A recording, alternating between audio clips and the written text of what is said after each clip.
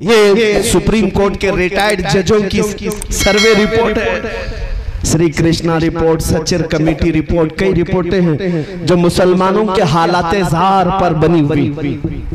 हिंदुस्तान में मुसलमानों के हालात क्या है? तवज्जो, रिपोर्टों में ये कहा गया है कि ये कौम इतनी बैकवर्ड हो गई है, दलित समाज से भी नीचे की जिंदगी गुजार रही है। इनके अंदर एजुकेशन 2.5% रह गया है, यानी 100 में से सिर्फ 2.5 लोग पढ़े लिखे हैं। ये सब रिपोर्ट इनकी है, पढ़े लिखे नहीं है, इनके अंदर सियासत का शऊर नहीं है, कहीं पर भी चले जाते हैं। रिपोर्ट में ये भी है गरीबी की सतह से नीचे की जिंदगी गुजार रहे हैं। रिपोर्ट में ये भी है कि सबसे ज्यादा कम जॉब में यही लोग हैं, डिपार्टमेंट में ओहदे में इनका कोई नुमाइंदा ज्यादा नहीं है, इनकी क़यादत भी नहीं है कि किसी एक पर मुत्तफिक होते हैं। सारी रिपोर्टें मौजूद हैं, हमने भी देखा, सर्वे को देखा।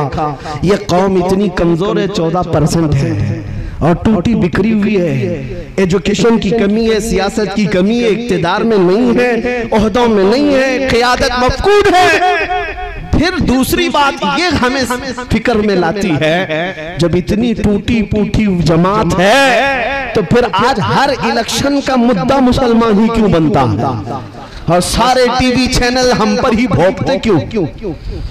आप कभी इस बात को नहीं सोचते कि कुछ तो ऐसे चैनल हैं उनकी दुकान हमारा नाम लिए बगैर चलती नहीं। हाँ, सुबह से शाम तक कोई भी न्यूज चैनल हो, अजान, दाढ़ी, टोपी, बुर्का, मस्जिद, मीनार, सारा न्यूज इसी में भरा हुआ है। क्यों? अरे हिंदुस्तान में और भी कौमें जीती हैं, यहाँ सिख भी हैं, ईसाई भी हैं, पारसी भी हैं, जैन भी हैं, लेकिन हर शो में हम ही हम हैं। क्यों? कुछ बात तो है कि मिटती नहीं हस्ती हमारी। जिंदाबाद। इकबाल ने कहा है कुछ बात तो है कि मिटती नहीं हस्ती हमारी, सदियों रहा है दुश्मन दौरे ज़मां हमारा, तौहीद की अमानत सीनों में है हमारे, आसान नहीं मिटाना नामो निशा हमारा, यूनानो मिस्र रोमा सब मिट गए जहां से, बाकी मगर है अब तक नामो निशा हमारा। क्यों? किस वजह से हम सारे डिबेट का मुद्दा बनते हैं? सारी जगह पर हॉट टॉपिक कौन है? अरे जिनके पास पूरी मेजॉरिटी है उनको भी जीतने के लिए हमारा नाम लेना पड़ता है। हमारा नाम कौम में अगर लोगों के अंदर जज्बात भड़काना है, लड़ाने के लिए भी हमारा ही नाम लिया जाता है। मेरे अजीजों, मैं ये सियासी बातें नहीं कर रहा हूँ, ये मैं तुम्हें एहसास दिला रहा हूँ। कभी कभार कुत्ते भौंक भौंक करके तुम्हें बताते हैं कि तुम गीदड़ नहीं, तुम शेर हो, रसूलुल्लाह के शेर हो। तुमने अपनी हैसियतें भुला दी, तुमने अपने अक़दार को महसूस नहीं किया। तुम्हारी जिंदगी से आज भी दुनिया परेशान है, घबरा गई है गर्दिशे दौरा कभी कभी, दीवान गाने इश्क़े मोहम्मद को देखकर घबरा गई है गर्दिशे दौरा कभी कभी। अज़ीज़ान गिरामी वक़ार, ये तुम्हारी जिंदगी की रमक दमक जो आज भी बाकी है, मैं महसूस करता हूँ सब कुछ लुट गया होगा, लेकिन सबसे बड़ी दौलत जो इश्क़े मुस्तफ़ा है वो आज भी तुम्हारे सीनों में मौजूद है।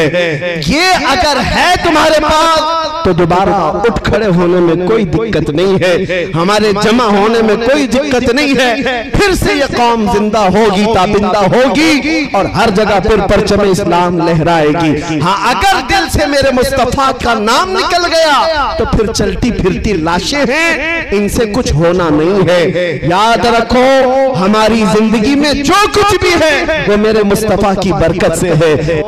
हमारी हर चीज में वो जो ना हो तो, अरे कब्र में भी जाओगे फरिश्ते 2 सवाल करेंगे, तुम्हारा रब कौन है, तुम्हारा दीन क्या, यहाँ तक बहुत सारे बोल पड़ेंगे। तीसरा सवाल जो फरिश्तों का है, हुजूर को दिखा करके ही पूछेंगे इनके बारे में क्या कहता था।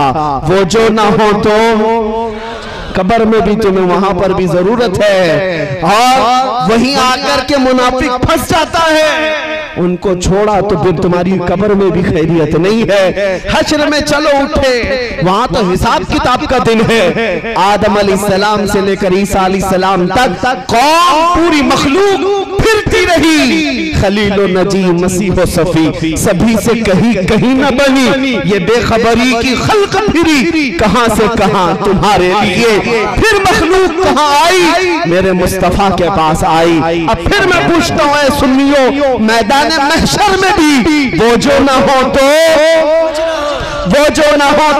कुछ न हो। इसलिए जान है वो जहान की और जान है तो जहान है। जब तुम्हें मालूम है जिंदगी में वो जो ना हो तो कुछ ना हो, कब्र में भी वो जो ना हो तो कुछ ना हो, हश्र में भी वो जो ना हो तो कुछ ना हो।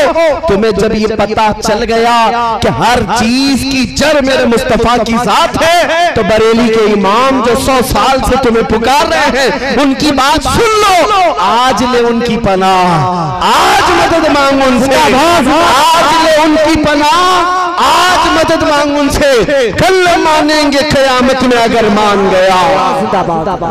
याद रखो मेरे अजीजों, हुजूर पाक सल्लल्लाहु तआला अलैहि वसल्लम को छोड़कर जिंदगी में कुछ नहीं है। सहाबा ताबईन रिज़वानुल्लाहि अलैहिम अजमईन इस अज़मत के पहलू को समझ लिए उन्होंने दुनिया को ठोकर मार दी थी। जानते हैं उनके नजदीक किसी भी चीज की अहमियत नहीं थी। आज ये बातें मैं आपको एहसास दिला रहा हूं, जब कभी जरूरत तुम्हारी जिंदगी में आए, मैं हर नौजवान को बेदार करना चाहूंगा इस बात को लेकर, सारे मसले सारे मुद्दे एक जगह रख देना। मेरे मुस्तफा के नाम की इज्जत अलग है, ये मकाम ही अलग है। और अगर तुमने फिक्र किया तो अल्लाह ताला तुम्हारे सारे मसाइल को यूं ही हल फरमाए, बेशक सारे मसाइल यूं ही हल हो जाएं। आज लोग बैठक करते हैं, मीटिंगें करते हैं, कॉन्फ्रेंसें हैं, सेमिनार हैं, यानी मुस्लिम मसाइल के हल के लिए, कितने मसाइल के हल के लिए हम सर जोड़ कर बैठते हैं।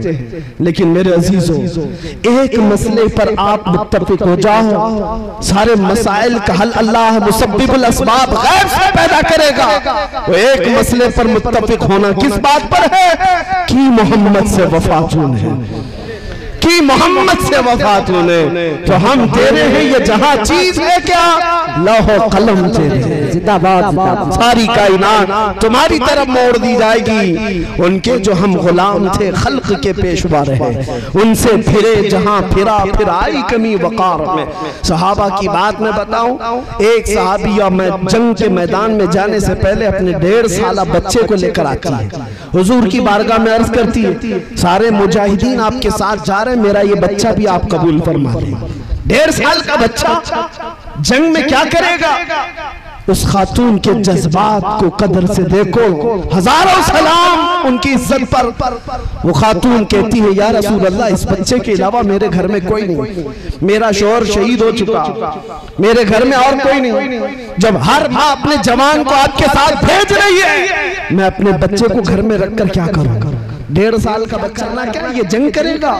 खातून कहती है, मैं जानती हूँ ये तीर तलवार तो नहीं चला सकता, लेकिन आप अपने मुजाहिदीन सहाबा के हाथों में दे दे इसे, जब दुश्मनों की तरफ से तीर चलेंगे मेरा बच्चा ढाल के काम तो आ सकता है। मेरा बच्चा ढाल के काम आ सकता है। उनके जज्बात को लाखों सलाम, जिन्होंने मेरे मुस्तफा के लिए अपना सब कुछ कुर्बान किया है। आपको पता है ओहद के मैदान में एक खातून दौड़ी चली आ रही है, जिसको किसी ने खबर दिया कि तुम्हारे शौहर शहीद हो गए, फिर किसी ने कहा तुम्हारा बेटा भी शहीद हुआ, फिर किसी ने कहा तुम्हारा भाई भी शहीद हुआ। वो खातून अपने रिश्तेदारों की शहादत की खबर सुन रही है। आज अंदाजा करो औरत के लिए एक बेटे का मर जाना कितना बड़ा मामला है। पूरा घर आसमान सर उठा लेती है, उसका रोना धोना आप देखते होंगे। एक जवान बेटा किसी का चला जाए, ये बोलना आसान है, प्रैक्टिकल बहुत मुश्किल है।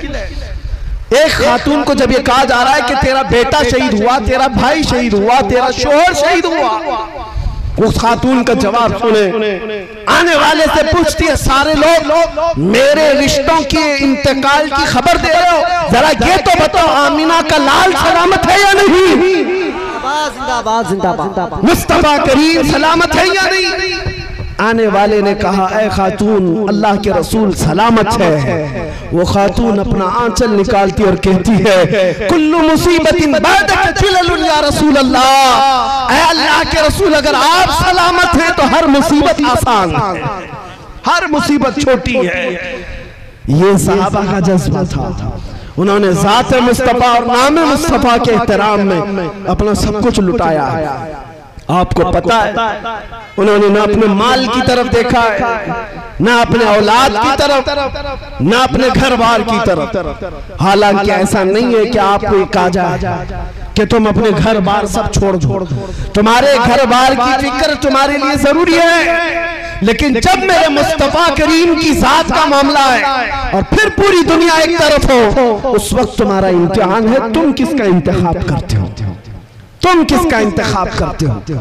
इसलिए अभी चंद दिनों पहले एक सियासी आदमी थे बेचारे, तो कह रहे थे मौलाना आप तो तकरीरें बहुत सारे करते हैं, लेकिन इलेक्शन आता है तो आपको पता है मुसलमानों को हम तो इधर से उधर नचा देते हैं, मुसलमानों को नचा देते हैं। सारी पार्टियों में तो जय जय करते हुए आपके लोग घूमते रहते हैं, वो हमें तंज कर रहे हैं, टॉन्ट मार रहे हैं, ताना मार रहे हैं।